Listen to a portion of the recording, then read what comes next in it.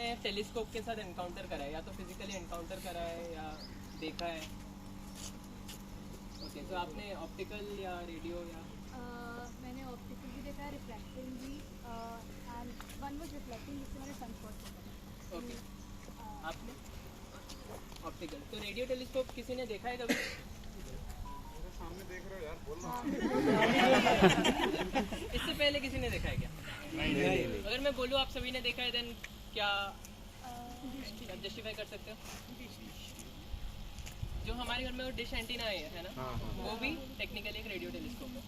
तो just like reflecting telescope में होता है, हमारे पास सिग्नल आता है, जो अपर्चर होता है वो इसको फोकस में फोकस करता है, एंड देन वहाँ से हमारा जो है सिग्नल प्रोसेस होता है। ठीक है, तो पहली बात है कि हमें रेडियो टेलीस्कोप की नीड क्यों हुई, कि हम ऑप्टिकल से क्यों नहीं खुश थे, कि हम तो देख सकते हैं जस्ट पॉइंटेड आउट समवेयर और गैलेक्सीज देखो, ये देखो, वो देखो। What is the need for radio? या एटमॉस्फेरिक जो डिस्टर्बेंसेस होती हैं उनकी वजह से बहुत सारे जो लाइक फार अवे ऑब्जेक्ट्स हैं वो डिस्टर्ब हो जाते हैं, हम उनका डेटा इतना एक्चुअल कलेक्ट नहीं कर सकते।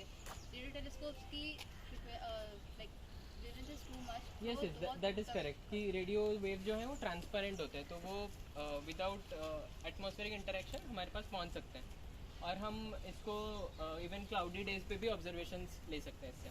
ठीक है, वो एक वैलिड पॉइंट। और कोई पॉइंट किसी के पास कि why radio telescope? Also optical telescopes का लाइक लेंसेज का डायमीटर्स एंड ऑल इतना बड़ा नहीं हम बना सकते, लाइक फॉर मोर मतलब अपर्चर साइज हम ज़्यादा बड़ा नहीं कर सकते, एंड रेडियो टेलीस्कोप ज़्यादा। या but I come to this letter, this is okay.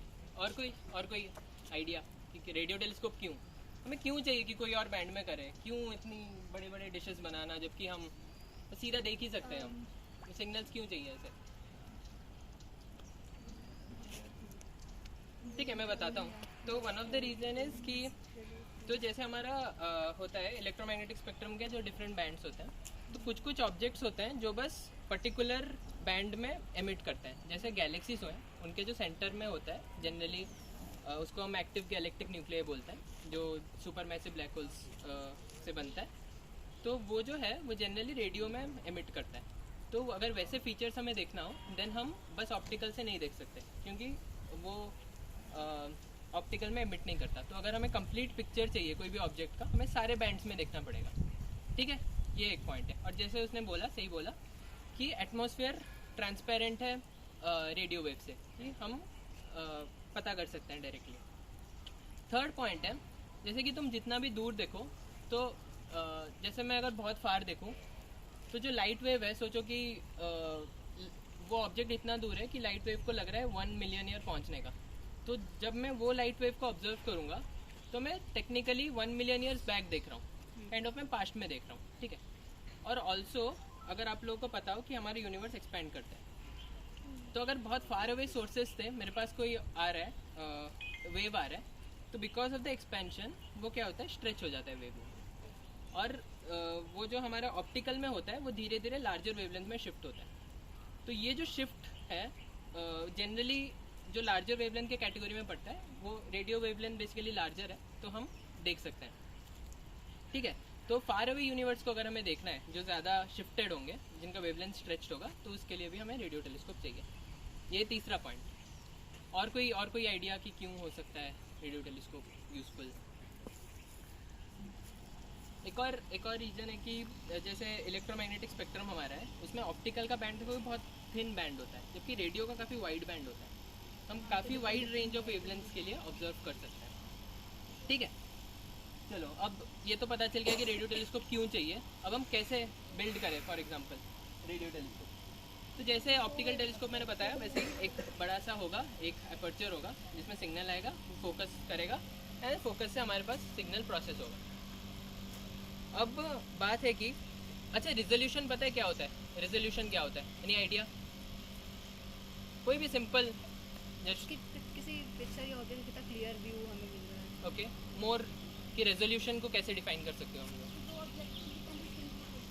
Sorry, nearest possible. Yes exactly. तो अगर दो क्लोज ऑब्जेक्ट्स हैं, उनको क्या हम डिस्टिंग्विश कर सकते हैं कि वो दो ऑब्जेक्ट्स हैं या सिंगल ऑब्जेक्ट है?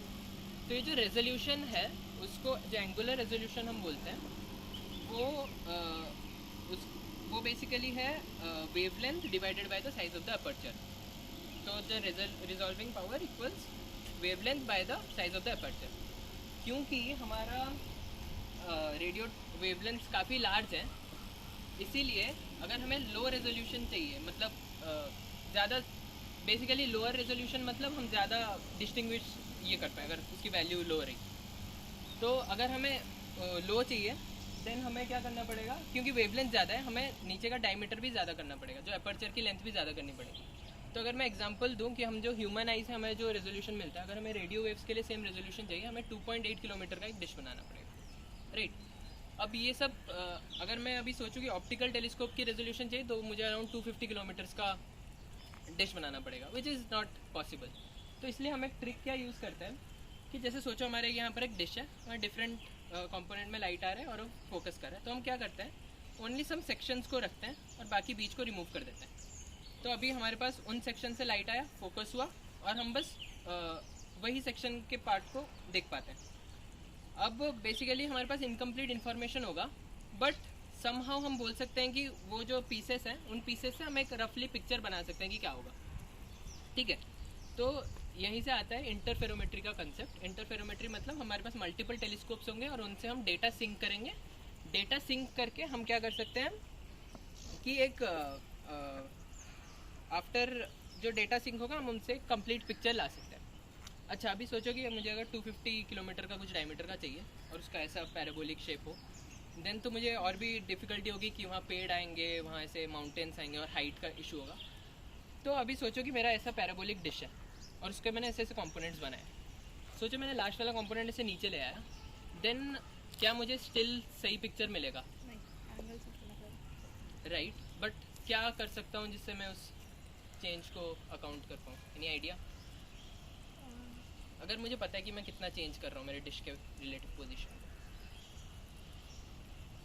तो बेसिकली क्या होगा, लाइट का पाथ लेंथ चेंज हो रहा है. तो अगर मुझे पता है कि कितना चेंज कर रहा हूँ तो मुझे पता चलेगा कि लाइट में कितना फेज शिफ्ट है. तो अभी ये सिंपल रेसिपी है. अभी मैं अब क्या कर सकता हूँ, मेरे सारे जो डिशेस है इंस्टेड ऑफ दिस कॉन्फ़िगरेशन मैं कोई भी कॉन्फ़िगरेशन में लगा दूंगा और मैं अभी उसके फेज शिफ्ट्स को मेजर करूँगा और उस हिसाब से अब मैं क्या कर सकता हूँ कि क्योंकि मुझे फेज शिफ्ट्स पता है, अब मैं सारे जो एंटीनाज हैं, जो इंडिविजुअल कंपोनेंट्स हैं, उनसे डेटा लूँगा और उनको उनमें करेक्ट फेज शिफ्ट अप्लाई करूँगा और उनसे कंप्लीट पिक्चर ले आऊँगा, राइट. तो एग्जैक्टली यही चीज़ हम यूज़ करते हैं. जैसे GMRT में देयर आर 30 टेलीस्कोप्स और each telescope looks like this. So this is like जो मैंने इंडिविजुअल कंपोनेंट बोला था, वैसे कंपोनेंट है. इनमें से वहाँ डेटा, ये जो अपर्चर है यहाँ पर फॉल करता है और वहाँ पर जो सेंट्रल रीजन है वहाँ पर जाके वो जाता है और फिर वो प्रोसेस होकर एक सेंट्रल बिल्डिंग में सारे डेटा को हम टुगेदर वो करते हैं. सो यही रफली था अगर मैं इंट्रोड्यूस करूँ रेडियो टेलीस्कोप. अगर मैं एप्लीकेशन की बोलूँ, अच्छा अभी जैसे मैंने बोला कि ये जो कंपोनेंट्स हैं, क्योंकि मेरे पास अभी एक सही रेसिपी है, अब मैं क्या कर सकता हूँ, कंपोनेंट्स को मैं बहुत दूर दूर भी रख सकता हूँ. जैसे कि अगर आप लोगों ने सुना होगा वेरी लॉन्ग बेसलाइन एरे, जो ब्लैक होल का इमेज आया था, वो तो पता होगा लोगों को. उसमें क्या था, हमने अर्थ के डिफरेंट पोजीशंस में रेडियो टेलीस्कोप्स हैं, अब उनसे मैंने डिफरेंट ऑब्जर्वेशंस लिए और अब उनको कपल करा. तो अब सोचो कि मेरा कितना बड़ा अपर्चर बन गया, इफेक्टिव अपर्चर काफ़ी बड़ा बन गया. तो उससे मुझे काफ़ी अच्छा रेजोल्यूशन मिलेगा. तो जैसे हमने जो ब्लैक होल का इमेज जो कैप्चर हुआ था, उसका अगर मैं एनालॉजी बोलूँ कि सोचो मून है, मून पे मैंने कॉइन फेंक दिया और मैं इस कॉइन को अर्थ से देखने की कोशिश कर रहा हूँ. ऑलमोस्ट उसके इक्विवेलेंट है अगर मैं चाहूँ एक ब्लैक होल को इमेज कर, ठीक है. और एक चीज़ है कि जैसे कंपोनेंट्स है ना, तो तुम लोग सोचोगे कि ये तो इनकम्प्लीट इन्फॉर्मेशन आ रहा है, तो अर्थ भी रोटेट करता है. तो अर्थ रोटेट करने के साथ वो जो सारे डिशेस हैं वो रोटेट करते हैं और उससे काइंड ऑफ मुझे एक रफली सही पिक्चर मिल जाता है. एक और एप्लीकेशन में बोलूँ रेडियो टेलीस्कोप का, भी रिसेंटली ग्रेविटेशनल वेव्स डिटेक्ट करने में ये यूज़ हुआ है और हमारा NCRA भी उसका पार्ट है. तो इंडियन पल्सर टाइमिंग अरे एक है जो इसका पार्ट था. तो पल्सार्स क्या होता है, जो न्यूट्रॉन स्टार्स होते हैं वो रोटेट करते हैं और वो जब एमिट करते हैं वो एक फिक्स्ड पीरियड पे एमिट करते हैं. तो जब हमारे पास लाइट आती है तो हमें पता है कि एक बीम आया, अभी एक पल्स आया, फिर आफ्टर एग्जैक्टली दिस टाइम एक और पल्स आएगा. तो वी नो कि ये पर्टिकुलर उसका एक पीरियड फिक्स्ड होता है, जैसे हमारे एटॉमिक क्लॉक्स हैं उनकी जो टाइम पीरियड काफ़ी फिक्स्ड होती है, सिमिलरली पल्सार्स के भी टाइम पीरियड फिक्स्ड होता है। तो जो पल्सेस आने की रेट है फिक्स्ड रहती है। तो अभी क्या कर सकते हैं कि जैसे ग्रेविटेशनल वेव बेसिकली क्या होता है, जैसे मेरा एक इलेक्ट्रोमैग्नेटिक फोर्स है, उसके लिए इलेक्ट्रोमैग्नेटिक वेव्स है। सिमिलर अगर मैं एनालॉजी ड्रॉ करूँ ग्रेविटेशनल फोर्स के लिए, मेरे लिए ग्रेविटेशनल वेव्स है, वो डायरेक्ट जनरल रिलेटिविटी का कॉन्सिक्वेंस है। तो सोचा अभी एक ग्रेविटेशनल वेव पास करा और उसने मेरे स्पेस टाइम को थोड़ा डिस्टॉर्ट कर दिया, तो अभी मेरा जो पल्स आ रहा है वो अभी एग्जैक्टली उस टाइम पे नहीं पहुंचेगा, थोड़ा सा डिले होके पहुंचेगा। और अगर मैं ऐसे बहुत सारे पल्सार्स को ऑब्जर्व करूँ तो मैं वो डिले को कोरिलेट करके पता लगा सकता हूँ कि मेरा ग्रेविटेशनल वेव क्या है। ये बस एक सॉर्ट ऑफ एप्लीकेशन बोला था। So that is pretty much it. Any doubt? कुछ पूछना हो तुम लोग?